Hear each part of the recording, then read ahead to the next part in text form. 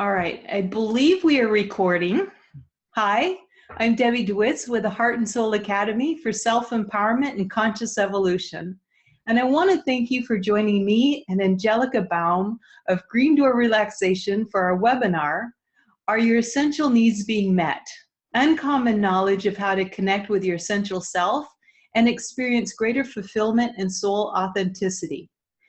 Angelica is a belief change coach who facilitates many holistic therapies, transformative workshops, and is an affiliate of the Heart and Soul Academy. So I'm very pleased to have her join us once again. And thank you, Angelica, for being here. Well, thank you, Debbie. You know, it's always fun to do this. And this time, I guess we have a special adventure here without video, but let's roll with it. Yeah, so we've got an interesting topic tonight with the essential needs or the needs of your essential self. And in your book, you've actually dedicated an entire chapter to that topic. So could you maybe begin by explaining the significance of our needs and why they're so important? They're as important as, for example, our subconscious beliefs or our emotions or our shadows. Sure, yeah. I'd like to start off with a quote by Sarah Bon Breathnock, and let me see if I can get my slides to advance here. Because this quote of hers captures the essence of our essential needs very beautifully. She says that our deepest wishes are whispers of our authentic selves. We must learn to respect them. We must learn to listen. And see, we all have basic needs that are universal and significant to all of humanity. They have a life force of their own, and they show up in many different and important ways. And most of us, when we think of our basic needs, we tend to think of those of our physical nurturance needs, those of our food, air, water, our need for shelter and clothing and personal safety, and having a safe environment, and our need for rest and exercise. But what I learned from Marshall Rosenberg is that uncommon knowledge is that we have these other essential needs that are equally important, and that we're not as familiar with these or even recognize them as our needs. Those of autonomy, where it's our sense of independence, a sense of achievement, a sense of being in charge. Having the option to make responsible choices and choosing our dreams, our goals, and our values, having that personal freedom and that personal growth. But we also have the need of interdependence, that of being accepted, and a closeness of our community and connection with our community, being able to contribute to the enrichment of life, and being respected and trusted and valued. You know, the sense of to be seen and recognized for who we are. We also have essential needs of celebration and play, and included in those is that adventure and celebrating the creation of life and dreams fulfilled, or honoring our losses, those of loved ones, and the loss of dreams. We also want to have that connection of fun and humor and spontaneity. We have needs of integrity, which include authenticity, attention to give and to receive it, which is a form of nutrition, creativity, meaning, and purpose. All of these needs feed our life experience. And we also have the needs of spiritual communication, which includes altruism and being of service, raising our consciousness, living in harmony with ourselves, one another, and our environment, you know, feeling that sense of inspiration, having order and peace in our life. And while we each share these needs, each person's needs vary, just like our need for food, water, or sleep. One person may require more personal freedom and independence, where another person may crave more connection and closeness. Some people want more opportunities for expression and creativity, while others have a greater desire for play and humor. So they are important to us because, like our subconscious beliefs, emotions, and shadow aspects, our needs have this life force about them. And when they're not being met, we have a tendency to hold us back in some area of our life until we take the steps to recognize and integrate them back into our life's experiences. All right, so what is the impact when our needs are not met? Well, when our needs are not being met, we tend to not feel as fulfilled. We can easily feel discouraged or frustrated, resentful, disconnected, or feeling invalidated. And when we lose touch with this vital part of ourselves, we have a greater tendency to be disappointed with the actions and behaviors of others. It's easier for us to think of what's wrong with them.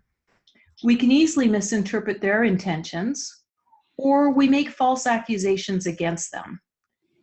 And it's not so much about them or their behavior as much as it's about us and our own feelings of being discontent. And the problem is that it not only undermines our own lives, but it also impacts how we relate to others. So when our needs go unrecognized, it makes it that much harder to go about fulfilling them. And unfortunately, most of us have never been taught to think in terms of our needs. But when we begin to become more aware of what our essential needs are and learn how to communicate them, we're better able to get those needs met. When that happens, we feel more alive and more carefree, confident, and good-natured. Our relationships with others are more harmonious. We have less reason to find fault with other people. And when we have this greater self-awareness of what our needs are and recognize that they're common to all of us, we in turn can be more easily of help to ourselves and help others acknowledge and fulfill our own unmet needs. And to me, this is an area that we could all use more help with and gain a greater understanding of it. For sure, I would agree that that's an area where we could all use more help with. And one of the things I think that we learn to do is we learn to blame others for our feelings. We might say he or she made me feel something, made me feel angry, for example. But it's not the other person who makes us feel a certain way, who makes us feel angry, for example, but it's the story I tell myself based on my underlying need that makes me angry. So when we're connected to our needs, we don't get stuck in emotions so easily. For example, stuck in blaming the other person for being angry, because instead of believing that we are angry because of them, somebody made us feel angry, we can shift into I'm feeling angry, or perhaps feeling sad or disappointed or frustrated or afraid because my need for so-and-so is not met. Let's say my need for rest is not met, or my need for order is not met, or my need for autonomy is not met, and so on. So I have a nice quote actually that illustrates that, and I'm going to say it maybe a couple of times because we don't have a slide for our audience to actually read it along. But the quote goes, "What I feel is not because of what the other person did, but because of a perception I have, and because of the feeling choice I made regarding my perception." So what I feel is not because of what the other person did, but because of a perception I have, and because of the feeling choice I made regarding my perception.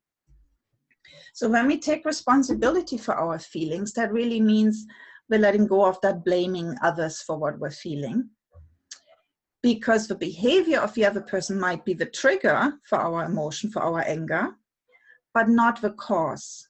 We're not angry because of what someone else says or does. We're angry because of what we're telling ourselves about the situation. So if my need is not met, that's really why I'm angry. And Another thing to consider when we're working with needs is that most of us are not in the habit of listening to our feelings, or not used to identifying our needs, or we might have learned that we shouldn't have any needs. We shouldn't be needy. And I don't know about you, Debbie, but when I grew up, I certainly learned that my feelings and needs don't matter all that much.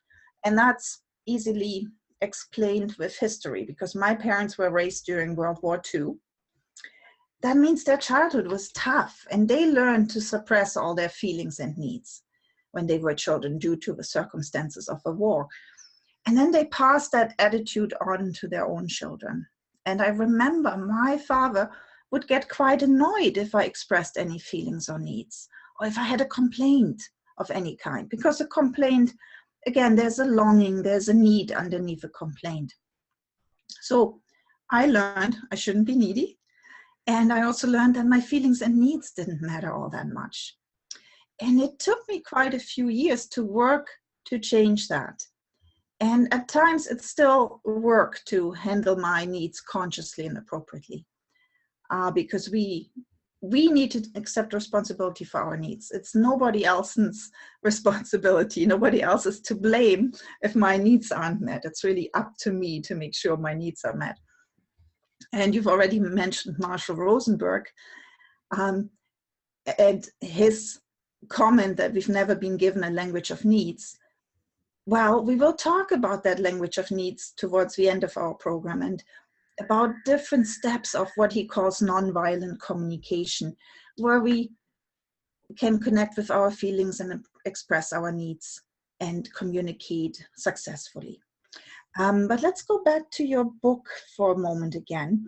At the end of your chapter, you mention that every day we need to tune in and be present with what we're feeling and identify what needs we have. So what are the benefits of listening to our feelings and finding ways of fulfilling our needs? Oh, thank you. Thank you for sharing that too. The benefits of taking a few moments to be present and focus inward and tune into how you're feeling. It helps you to notice and identify what your needs are in life, what they truly are. And then when you take the time to discover, acknowledge, and honor your needs, your life experience becomes more carefree and enlivened. You just feel good. You become more content and satisfied. You experience greater fulfillment as your soul expresses its authenticity. And because of this, when you honor your needs as well as those of others, you enrich humanity. Yeah, that makes me smile just hearing you say this and express it this way. Now, we might not even be aware which of our needs are not met. So do you maybe want to explain how we find out if there is a need that's not being met? Sure. Let me see. I guess you're not seeing the slide, but I'm hoping our other listeners can. I'm going to continue on here and see. Oh, okay. Mm-hmm. When we're used to having our needs blocked, when we're used to being blocked from our needs, it can be more difficult knowing what our needs are. And whether we're out of touch with our specific needs or in a given situation, if we want to elicit the help of our inner wisdom with becoming more aware of our needs in general, then I like to do an energy test, which is also known as muscle testing or applied kinesiology. And this helps point me in the right direction. So if our listeners are able to see this slide, the energy test I do is, there is a need in me that's not being met. And if yes, then I energy test each of the following 6 groups of needs to find out what specific need is not being met. For example, the need can be found in physical nurturance. And if that comes back a no, then the need can be found in autonomy or interdependence. And basically, you would energy test each of these groups until you come to a yes response, then narrow it down within that group until you come to a specific unmet need. So if I were doing the one under autonomy, and I was energy testing, is it independence? And the energy test comes back no. Then I could see, is it a sense of achievement? And if that comes back no. Then is it a sense of being in charge? And if that comes back yes, then I've discovered that one of my unmet needs is the sense of being in charge in my life. And once we can acknowledge, understand, and are consciously aware of our needs, solutions are easier to find and carry out. We now have more choices in how to bring them into our life's experience and ways to honor them more fully.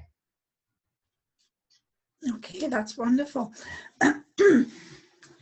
So now that we've figured out through muscle testing or energy testing one or more needs which are not met, what helpful tips do you have to meet those needs in our lives? Well, some helpful tips to meet those needs is we could start out with considering a couple of questions, such as, what would you see in your life that would let you know that this unmet need is now a greater part of your life? Or you could answer, what might be different in your life if this need were fulfilled? Then you could also create a list of needs that need to be met, and then make a plan of action to support you as you take the necessary steps. Maybe you would like a subconscious support for overcoming a fear that you'll be judged, criticized, or ridiculed for identifying and revealing your needs. And if this is the case, one, gently remind yourself that the interpretations or obnoxiousness of others says more about them than it does about you. You want to program your subconscious for your success and worthiness with the chakra belief change process, which is presented both in my book and in the online workshop, Unlocking Your Potential. And some of those life-enhancing subconscious beliefs could be, my needs are important, or my needs are as important as other people's needs. And it is safe for me to express my needs. I am willing to communicate my emotions. I express my needs calmly and clearly. My needs are acknowledged or they're heard. I deserve to have my needs met. I love myself even when others deny my requests. I listen with an open heart to other people's feelings and needs. I respect and honor other people's needs. And I lovingly accept others as they are. So some of these could be energy tested and just see if these are ones that would help you with your subconscious programs. And another helpful tip would be to communicate your needs to others, because other individuals are not always able to read our mind or interpret our words. And we want to make a clear request with specific actions in order to fulfill those needs. Yes.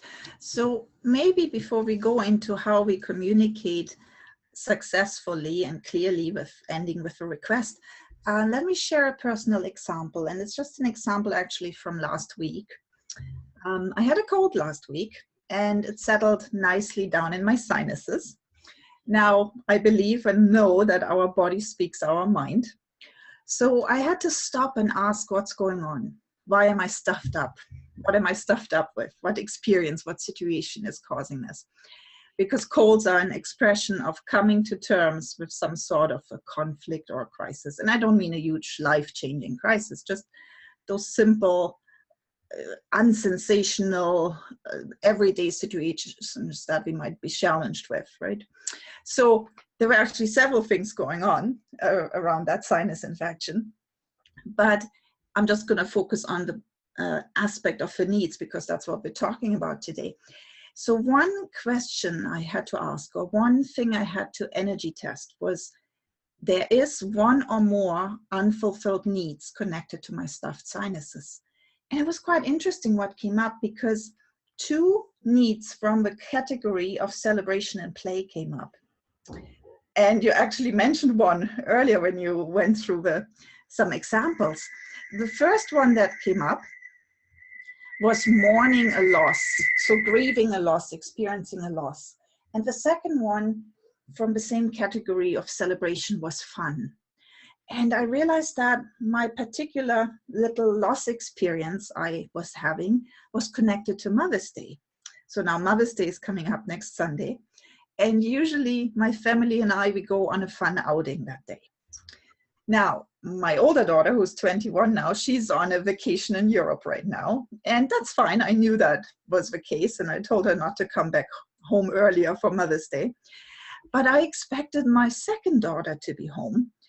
And then a week ago, I found out that she would be on a school trip. She had the opportunity to go on a school trip, and she wouldn't return until later on Mother's Day Sunday. And of course, as a mother, we want our kids to be happy. We all know that when we're mothers. But sometimes we're good at ignoring our own needs.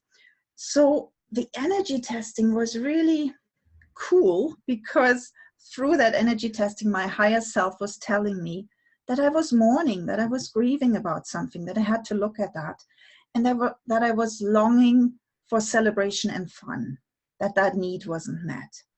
So instead of trying to ignore those needs, I had to be a little bit creative with the situation and create a plan of how to have those needs met, so to have the children's needs met and my needs met.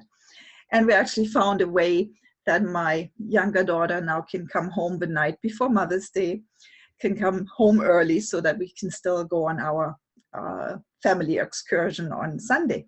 So that required communicating with everybody, communicating my feelings. And I guess that brings us to, how do we do that? How do we successfully communicate? Oh, yeah. No, thank you. That was a perfect example, Angelica. A perfect example of sharing a situation and discovering what needs needed to be met. And you also teach nonviolent communication in the Shadow Energetics workshop and in your individual sessions. That's right.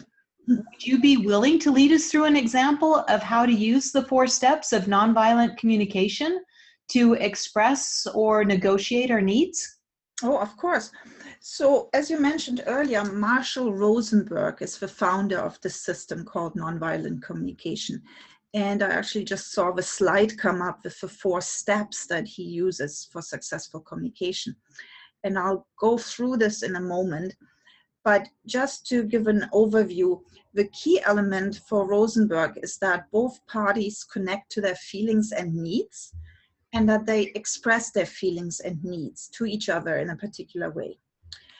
And a successful communication happens when we're able to stay away from blaming and criticizing, attacking the other one, and then withdrawing on the other side of that attack. So all that, of course, is not successful. But when we're instead able to express our feelings and needs gently and neutrally, we are going to have much more success here. So his type of communication, or successful communication in general, uses I statements, expresses how I feel without judgment or blame, and it ends with a concrete request from the speaker's side, so that the other person, the family member or friend or colleague, knows what the speaker needs or would like. So I will use a simplified example to explain the 4 steps. We have step number 1, to state the concrete action you have observed, to make a neutral statement. Step number 2 then is share how you feel about what you've observed, about what's going on. Step number 3 is explain the needs, values, or desires underneath that feeling. And step number 4 is to make a concrete request. So let's say you have a partner or another family member who is less tidy than you are, and you find that their socks or their clothing ends up on the floor every night. So now, instead of approaching that person in a negative way with a harsh startup and criticism of, you are such a slop, why do you always drop your socks on the floor? Can you never clean up, right? That sort of thing obviously will get us nowhere. What you're going to do is you're going to state just neutrally what you want to talk about. For example, I've observed or I've noticed that your socks or your clothing ends up on the floor at night.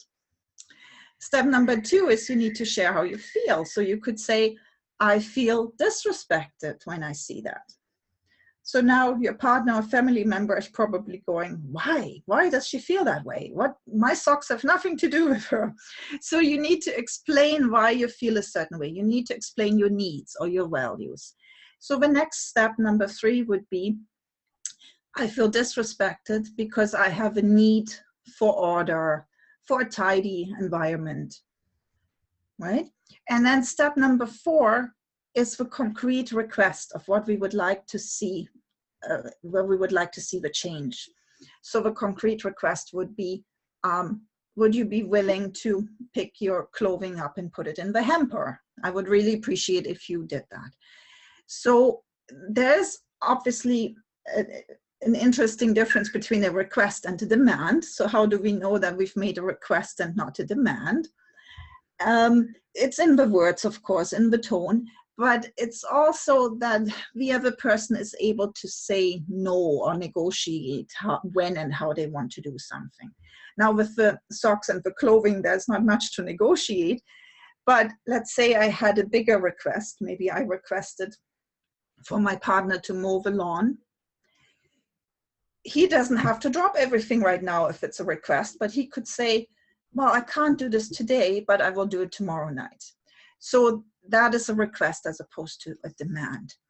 And the example I had here with the socks was a very simple conflict, simplified for the sake of explaining those 4 steps.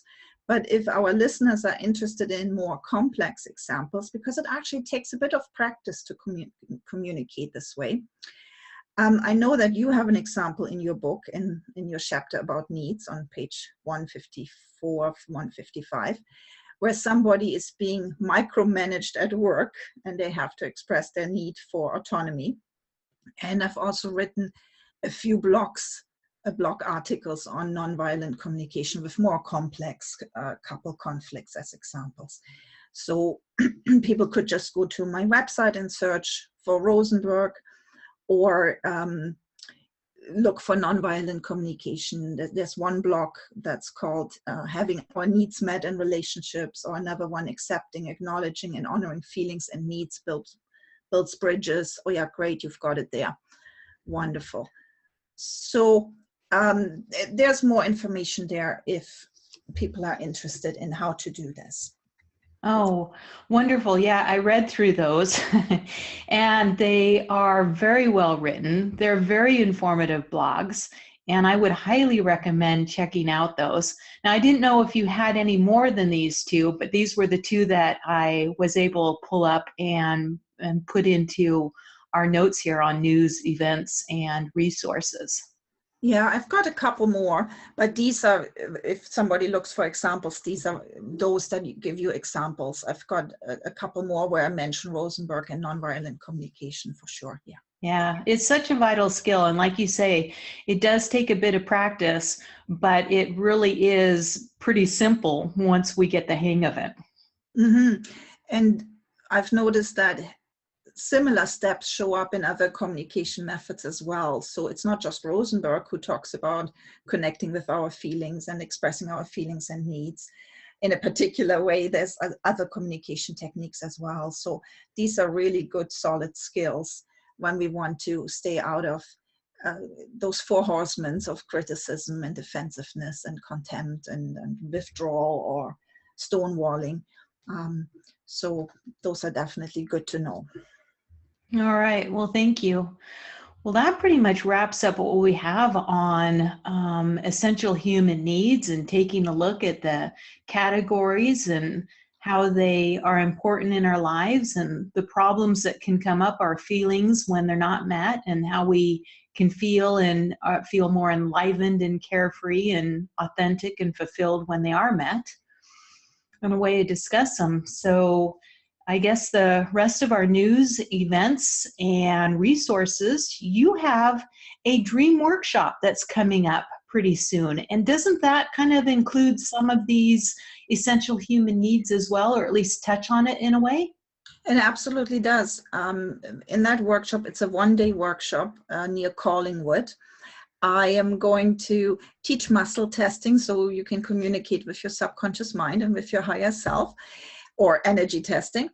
And yeah, your wording is always energy testing, mine muscle testing, right? So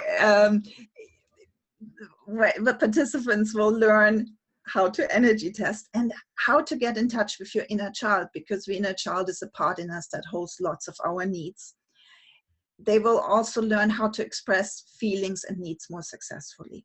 And then in the afternoon, we're going to look at dreams and understand the messages of our subconscious mind in those dreams, because again, there's that strong connection to our needs when we're analyzing our dreams. And that is on June 18th. It's from 10:30 a.m. to 5:30 p.m. at a lovely retreat place up near Collingwood. So I'm really looking forward to that. And I believe you have an online course that you're currently working on. How is that coming along, Dhebi? Yeah, it's almost ready to finally launch. It's got 2 pieces left to go. It's the online belief change course, and people can find that on my website under courses. But one of the things that Unlocking Your Potential will do not only teaches you how to program beliefs into your subconscious mind easily and effectively, but it will also address some of those essential human needs that we have. For instance, under autonomy, it helps us with greater sense of achievement, being in charge of our lives, a little bit more independence. It helps us with, choosing our dreams, our goals, our values. It helps increase our personal freedom and our personal growth. Under the need of integrity, it helps with that creativity, meaning, and purpose in our lives, as well as boosting our self-worth with changing those beliefs at the subconscious level of mind. And with the needs of celebration and play, of course, it helps open us to greater adventure and celebrating the creation of life and our dreams fulfilled. And under spiritual communication, it also helps with us with increasing our consciousness and coming into greater harmony with our life when we have life-enhancing beliefs programmed into us. And it creates greater peace, feeling of peace in our lives. So that can be found at theheartandsoulacademy.org, and under courses, it will be listed there. And like I say, it's in production right now. There's 2 final pieces that are being worked on, but I think it's pretty close to being launched. And I just want to touch on the fact that if you want to contact Angelica for the Dream Workshop, you can email her. On the slide, we've got her email address at greendoorrelaxation@yahoo.ca. If you would like to check out her blogs, they're on her website at greendoorrelaxation.net. If you'd like to take a look at Unlocking Your Potential and see if that's of interest to you, that's at theheartandsoulacademy.org. And then we have a relationship energetics workshop coming up that Angelica and I are going to be co-teaching at the, it's at the end of September. So September 29th, 30th, and October 1st in Mississauga, Ontario. And it's going to be an advanced workshop. We're looking forward to 3 days of that and playing. It'll be a good time. And I think what we've decided to do for our next webinar, we're going to talk more on relationships, which we hope you will join us in. Yes, we're very excited about this relationship energetics workshop here in Ontario, and it's going to be in the Mississauga area. It might be in Oakville, not in Mississauga, but anyways, in this Ontario or GTA, Greater Toronto area. And yeah, we will have another webinar coming in a couple of months at some point, right? End of June, beginning of July. And it's going to be about relationships. So wonderful. I am just going to see, let's see, I know that because tonight our technology's just been going weird, I wanted to see if I can see anything in the chat.